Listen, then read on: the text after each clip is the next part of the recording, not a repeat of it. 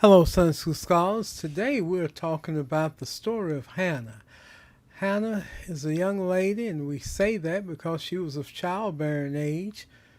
But one of the insights to this story is that she had no children. And that was a source of great sadness to her. When you pray and you pray and you petition heaven, and it seems like heaven is closed to you, what do you do then? What do you do when you can't do? Well, Hannah gave us an example. She praised and she prayed when her husband's other woman, actually it was his wife, which was legal at that time in that particular culture, but to her it still was the other woman, when she antagonized her by saying all manner of inappropriate and evil looks and giggles and sneers and snares toward her. It made her feel bad. Look, I have children. What do you have? Look at all these children I got coming to the temple. What do you have? And that affected her self-esteem, Hannah. It affected her sense of self-worth, and it made her sad. But in the midst of her sadness, she continued to pray and praise. One day we see her at the altar. She's intense in conversation with the Lord. And she vows to the Lord that if you give me a child, if you give me a son, I give him back to you in service.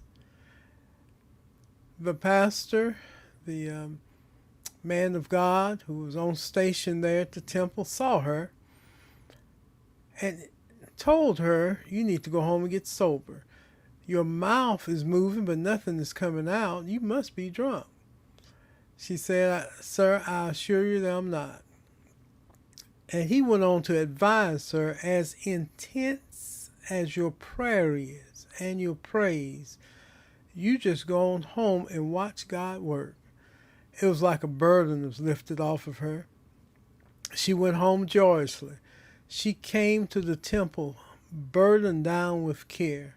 She came to the house of worship sad, somber, sullen. She was tired. She was irritated. She was aggravated. She felt a sense of aloneness, even though she was married. Her husband tried, and sometimes, brothers, we do try, but sometimes we let awkwardness get in the way. When he attempted to console her, he said, I'm worth more than 1,000 sons. Now, the number is insignificant, but the fact he was trying to evaluate to her his love for her, which was a good effort. But he went on to say, am I not more worthy than your barrenness? Well, what he did, he included him into her crisis himself. Now, brothers and sisters, when you're consoling someone who's going through a difficult path and going through the midnight cry of their life, don't figure out a way to involve yourself and your stuff into their stuff. It's not very comforting for someone to compare their misery with your pain. It's not very comforting. It's just not about us at that moment. How am I talking?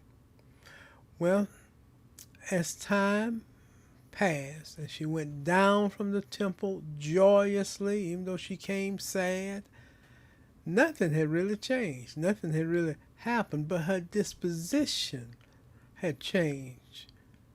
After praying and praising and talking with the man of God, she still was just as barren as she ever was, but was something different about her. And in just a matter of weeks, she was with child. The Lord answered her prayer. The Lord was not being reluctant. The Lord just has his own time pick to tell us yes or to tell us no or to tell us just to wait a while. We get anxious because of time But remember, God is not an entity of time. And one of the things that we need to be very much aware of, that the Lord is faithful in the midst of our bereavement. Sure, we miss our loved ones. In the midst of our pain, and life can be so painful. In the midst of loneliness and despair, being misunderstood, being misquoted, being talked about, being made the sport of someone else's jokes. I understand. And God does too. I want you to talk about in your time together the faithfulness of God in the midst of your calamity. There's been some times in our lives when things just did not go right, but we are survivors because we're in Sunday school class this morning. It may be somebody in our class in earshot of our testimony that will be blessed when we share how we faced 1,000 midnights, but we found out that the sun was going to rise after a while. Not only the S-U-N, but the S-O-N. Talk about it. God bless you. Pastor loves you, and have a wonderful Sunday school lesson and class on this day. Bye-bye now.